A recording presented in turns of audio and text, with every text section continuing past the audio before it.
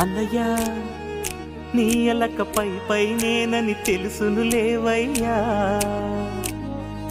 తమ్ముడు నీకు తెలుసన్న సంగతి నాకు తెలుసయ్యా.